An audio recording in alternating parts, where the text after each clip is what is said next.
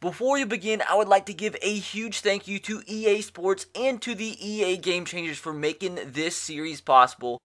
Previously in this series, we started things off with a bang last episode. We were trying to trade away a couple of our now backup offensive linemen and get a beast player at the strong safety position. But guys, make sure to drop a like if you guys are enjoying this 2-month early series on the channel. 2,000 likes in the next episode will come out tomorrow.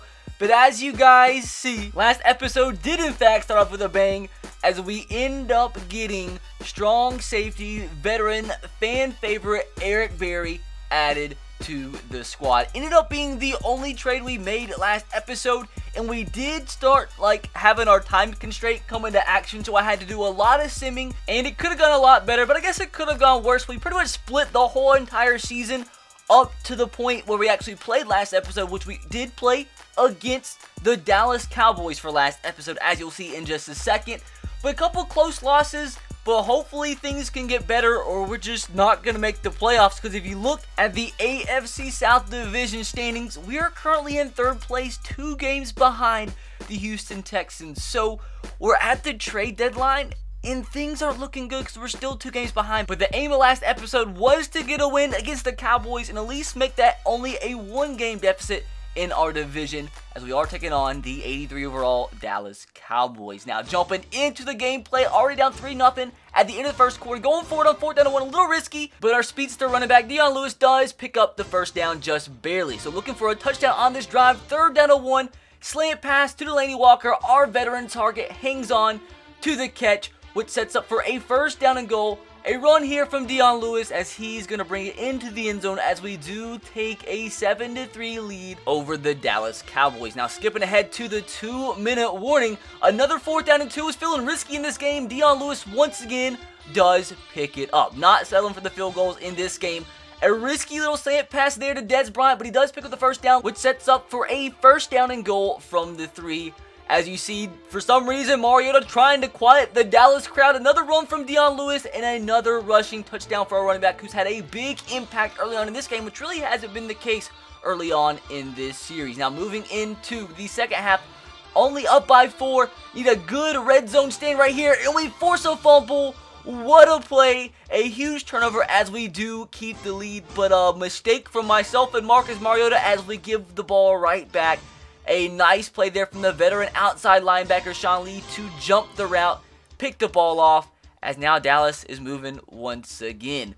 And 3rd down and goal from the 12, Dak Prescott, a good throw and a better catch. I thought that was good coverage, but they made the catch and take the lead, so things aren't looking too good. Trying to at least tie the game here with a minute left to go. For some reason, I ran the ball on 3rd and 4. That time, Dion Lewis didn't pick it up on a 4th down and 6. We can't go for it.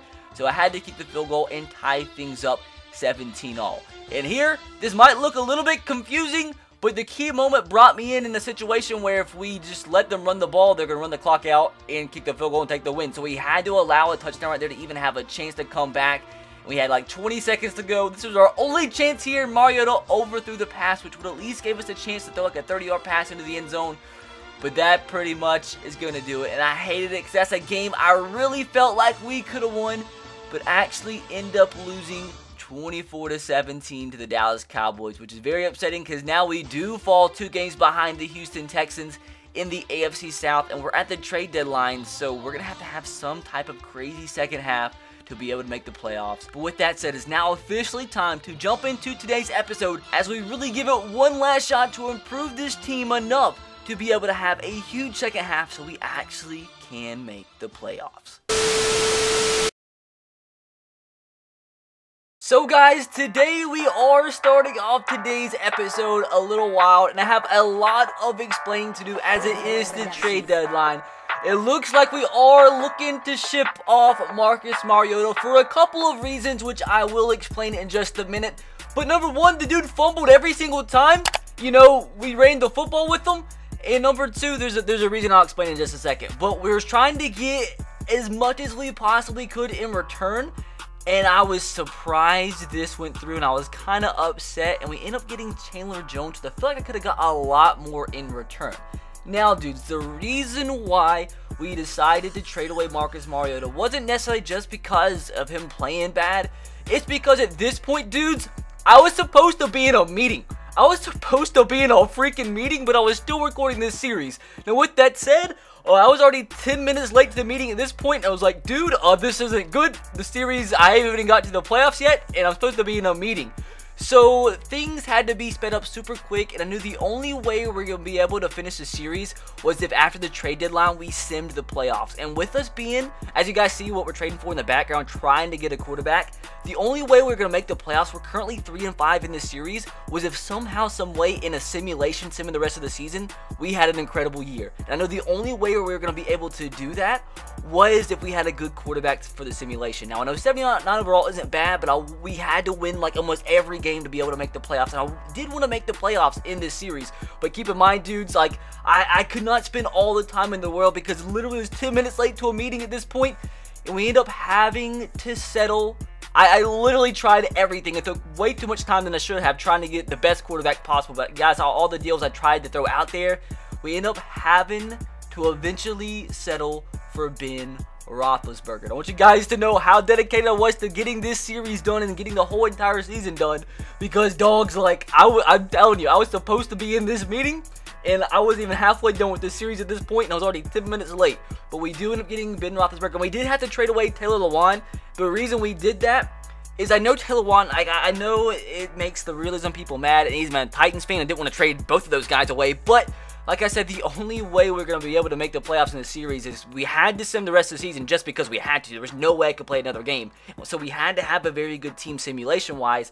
So I needed better overalls at different positions. So even though you might like Taylor Lewan better than Andrew Norwell at left tackle, we went with Andrew Norwell because, well, number one, we had to trade Taylor Lewan away to get Ben Roethlisberger. Number two, he's a higher overall, which in Madden simulation terms is better. So hopefully you guys do understand why I did what I just did, because it's the only chance we're going to have to make the playoffs. And at this point, I was trying to add a couple more cornerbacks, went through every cornerback possible, trying to trade away Daquan Jones in a first-round pick, and we do end up getting Jenkins, 89 overall cornerback from the New York Giants, to add to our pretty sick secondary. So this is how the offense ended up in the series. That was the final trade. Big Ben, we had a Dez Bryant, Kelvin Benjamin, offensive line, super sick. And now moving on over to the defensive side, this is how it's going to look. Secondary sick, got some pretty young linebackers, but some good ones. A stacked defensive tackle, and just like in total, the whole entire secondary is absolutely incredible. But dudes, this is where I had to sim the rest of the season. Keep in mind, we are 2 games under 500, and we had to sim like the whole second half of the season. And guys, right here, if we don't make the playoffs, which we don't make the playoffs, the series is over. Like, this is it. I knew in my head, if we don't make the playoffs, the series is over.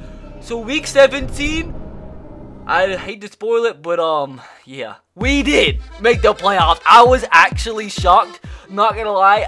At this moment in time, I wouldn't have complained too much if I didn't make the playoffs and the series had to end there, because I needed to be in that meeting. But at the same time, gotta have your priorities in straight. Dude, somehow we ended the season 10-6. We only lost 1 game in the second half of the season, finished in 2nd place in the AFC South, leapfrogged the Texans, and actually had a pretty good record. The best record in the NFL went to the freaking 49ers, and the Steelers had the best record too, with Mason Rudolph, a rookie, starting after they traded Big Ben. Eagles had a good year, but there's some surprises here on how bad some teams did. The Patriots didn't make the playoffs. You had the Seahawks do awful.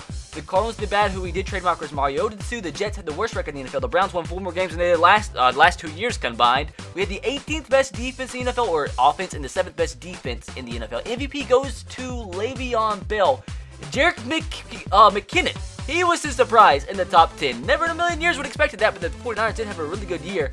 Now looking over some of the award winners and looking over the rest of the stats, and guys, we aren't going to have any gameplay. This was really just a trade deadline episode and the rest of the season episode. And the next episode is going to be the playoffs, and hopefully we win all the way. We have to be very strategic in how we did that, as Mason Rudolph did win the Rookie of the Year, Baker Mayfield in 4th. You guys see the rest.